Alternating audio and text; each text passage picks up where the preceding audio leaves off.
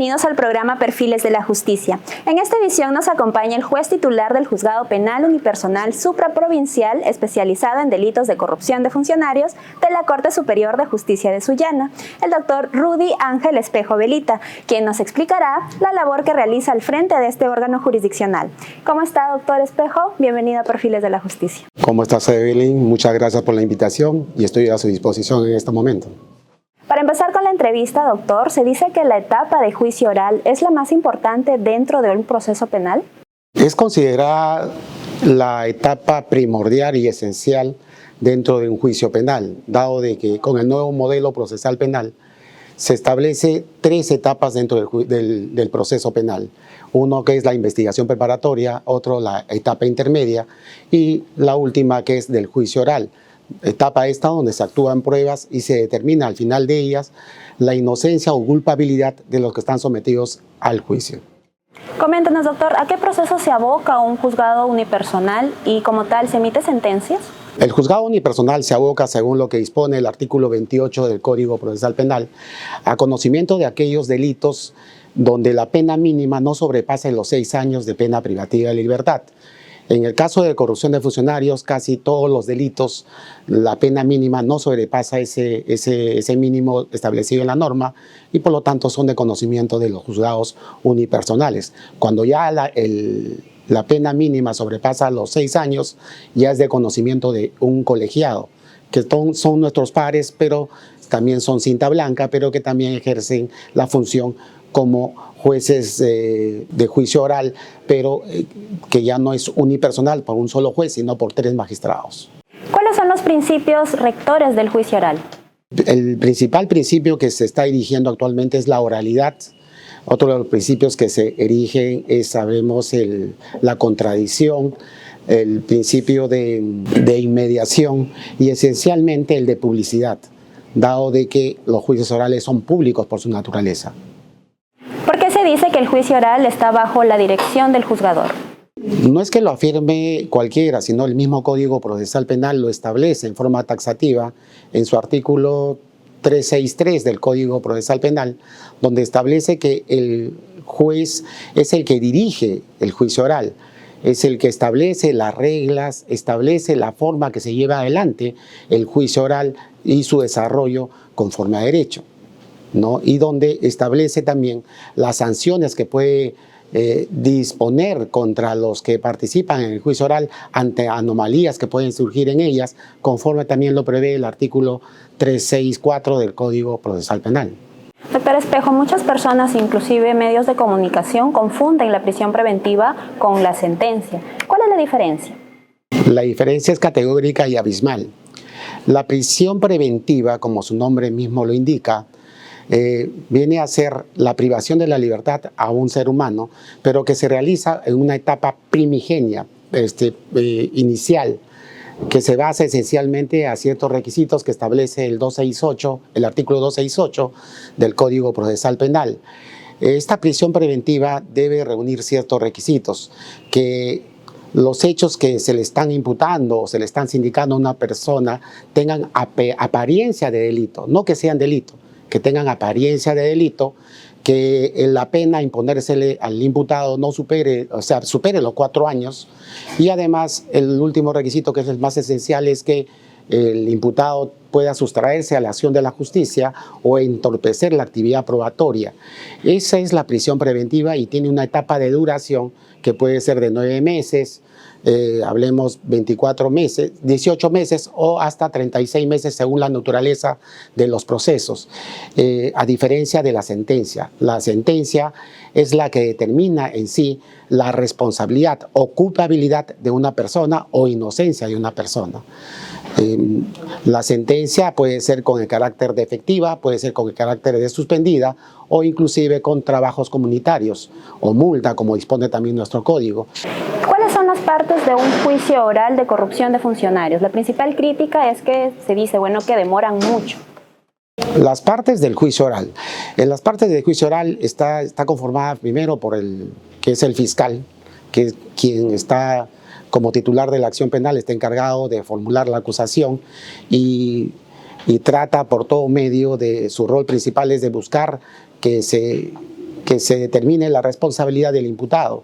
La otra parte esencial es el actor civil, que en muchos casos hay y en otros no lo hay. El actor civil busca, en todo caso, una reparación civil o un resarcimiento económico para el Estado, ¿no? Y la otra parte que viene a ser la defensa del imputado y también el propio imputado en sí. Ahora, a la segunda parte de tu pregunta que dices de que por qué mucho tarda el juicio oral, se puede establecer en forma palmaria por la práctica que ya uno tiene o asume dentro de la actividad jurisdiccional, que el juicio oral no es que tarda. El juicio oral no tarda.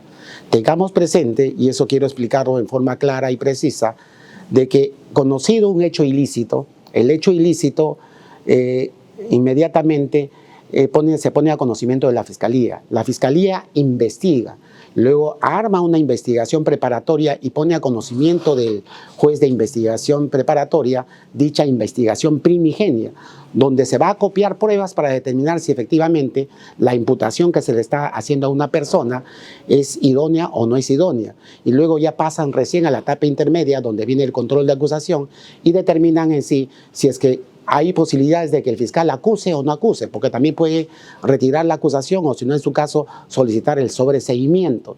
Luego ya viene el juicio oral, que ya es realizado por el juez de juzgamiento. El juicio oral, una vez iniciado, máximo, los casos más complejos que yo he llevado a cabo, puede demorarse 8 o 9 meses. En los casos que maneja la Corte o la Sala Nacional, que son casos muy complejos además, puede demorarse 1 año hasta 2 años de repente. ¿Y cuáles son los delitos de la administración pública que mayor incurren los funcionarios? El delito que mayormente incurren los funcionarios es el delito de colusión, ya establecido en el artículo 384 del Código Penal, donde se sanciona a los funcionarios o servidores públicos que intervienen en los diversos contratos, licitaciones, acreencias y que traten de defraudar al Estado. Ese es el delito que mayormente inciden. Otro de los ilícitos que se ve en mayor medida, quizás en efectivos policiales o en otros funcionarios, es el cohecho, donde por dádivas o por favores ya prácticamente dejan de realizar sus funciones o faltan a sus labores conforme establece la norma. ¿Qué significa que una sentencia esté debidamente motivada? Durante el desarrollo del juicio oral hay una serie de actos procesales, vale decir, el juez acopia las pruebas, recibe testimoniales, recibe documentales, peritos, y el juez al momento de elaborar su sentencia no puede basarse simple y llanamente a lo que opina la gente o otro hecho que no se haya plasmado dentro del juicio oral. El juez tiene que basarse a todo lo que se ha plasmado en el juicio oral, vale decir, a cada testimonial, a cada pericia y a cada documental que se ha actuado. Y tú debes de sustentar tus criterios de acuerdo a la actuación probatoria efectuada. Es ahí donde debe estar sustentada no solamente a lo que tú dices, sino que también debes de adecuarla al tipo penal si crees tú conveniente, ya sea a favor o en contra de la persona que está sometida a juzgamiento. Coméntenos, doctor, ¿de qué manera la tecnología ha ayudado a agilizar los procesos de corrupción de funcionarios? A raíz de la pandemia, la tecnología ha avanzado a pasos agigantados en todo el mundo, especialmente en nuestro país. Lo que se está aplicando actualmente, hablemos en los juicios orales, es ya los juicios virtuales.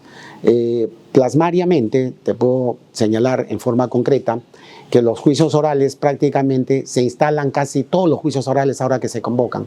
¿Por qué? Porque hay una facilidad para el fiscal, para los abogados, para los testigos de interconectarse a un link que se establece en el Google Meet a efectos de poder participar en el juicio oral. Anteriormente no, necesariamente tenían que acudir personalmente a la sala de audiencias donde queda el juzgado, y muchas veces se dilataba o se postergaba esas audiencias ya, y tenía que reprogramarse la misma. Actualmente casi en su mayoría todos los testigos, todos los peritos, las partes procesales acuden al juicio, porque ¿quién no tiene un celular? ¿Quién no tiene un ordenador?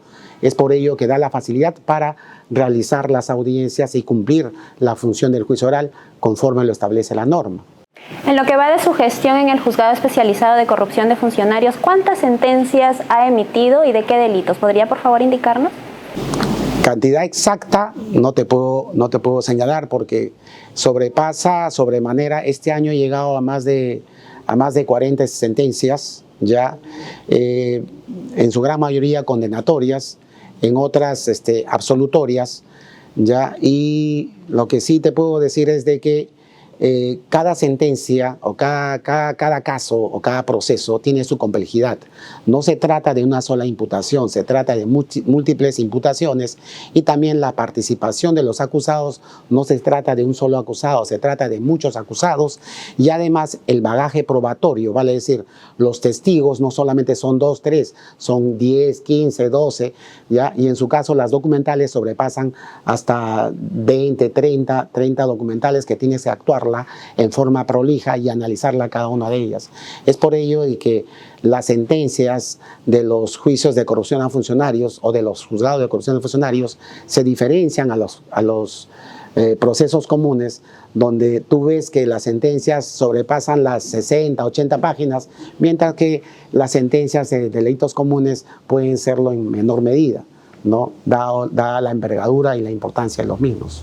Doctor, ¿y qué se puede hacer con los funcionarios públicos que incluso han sido condenados pero que están prófugos? ¿No le genera una sensación de impunidad? Cada sujeto dentro de los organismos públicos tiene su función, tiene su rol. El rol del juez es juzgar, establecer la culpabilidad o inocencia de una persona. Yo puedo condenar a una persona, puedo inclusive en su momento dictar una prisión preventiva, ordeno la captura de esas personas. Pero ya no corresponde al juez capturarlos, corresponde a la Policía Nacional, ya a los entes respectivos, realizar dicha intervención, dicha captura. Los mandatos judiciales se dan y se renuevan cada 6 meses como dispone la norma, salvo que se trate de delitos de tráfico ilícito de drogas o de terrorismo, donde las capturas sí tienen duración indeterminada. Doctor, ¿y qué aspectos mejoraría usted para que los procesos de corrupción de funcionarios sean más ágiles? Hasta ahora el Estado lo único que ha respondido es con respecto a favor del titular de la acción penal, por ejemplo de la Fiscalía. Los fiscales de corrupción de funcionarios a la fecha reciben un emolumento económico adicional a sus funciones, no solamente su sueldo, que es igual que el del juez, sino reciben un emolumento más adicional que le permite quizás ellos realizar la misión álgida. Nosotros los jueces no, seguimos ganando igual. Los especialistas tenemos la cantidad de especialistas que se señala. Es más, otro de los problemas que he visto esencialmente es que, por ejemplo, hace no mayor de 15 días, el Consejo Ejecutivo del Poder Judicial ha enviado una resolución administrativa donde, por ejemplo, acá en la Corte de Sullana, el Juzgado de Investigación Preparatoria de Corrupción de Funcionarios, que tenía la dedicación exclusiva, se le ha abierto las puertas en la mesa de partes. Ahora va a conocer no solamente de corrupción de funcionarios, sino va a conocer múltiples delitos. Entonces, ¿con qué tiempo va a atender los casos de corrupción que necesitan dedicación exclusiva? Es igual como si al caso del juez de corrupción de funcionarios le dijeran: no va a atender usted solamente corrupción, va a atender los demás delitos, robos, hurtos, violencia familiar, omisión a la asistencia familiar, que son el bagaje de carga procesal que hay, que a la postre vamos a dejar de lado los delitos de corrupción. Hasta el momento no se han dado cuenta de ello. Espero que tomen un remedio al respecto, específicamente en Sullana, pero no proviene de la Corte, sino proviene del Consejo Ejecutivo, que para mí entender es un error. Doctor, estamos llegando ya casi al final de esta edición. Ha sido un gusto haber contado con su presencia en este programa. Por favor, diríjase a nuestro público con unas palabras finales. Quiero dirigirme a todo el público televidente, esencialmente que el Poder Judicial siempre está vapuleado por la población, por el periodismo esencialmente. Muchas veces la población no sabe distinguir en lo que es Poder Judicial, Ministerio Público y Policía. Cada uno tiene su rol. El rol del Poder Judicial es juzgar y establecer la responsabilidad o irresponsabilidad de una persona. Lamentablemente, hasta el periodismo no sabe distinguir ello. Es más, siempre el Poder Judicial va a tener factores de que no están a su alcance. Más bien, la población debe ayudar para que el Poder Judicial logre sus objetivos y logre la tan ansiada justicia que siempre están buscando todos los pobladores. Lo que se está tratando acá en la ciudad de Sullana es de dar justicia a todos los pobladores, y para eso los jueces nos servimos para la población a fin de que se pueda aplacar la delincuencia en nuestra ciudad. Agradecerle nuevamente su presencia, doctor, y a ustedes por su sintonía. Nos reencontramos en una próxima edición y recordarles que nos pueden seguir por nuestras redes sociales. Cuídense mucho.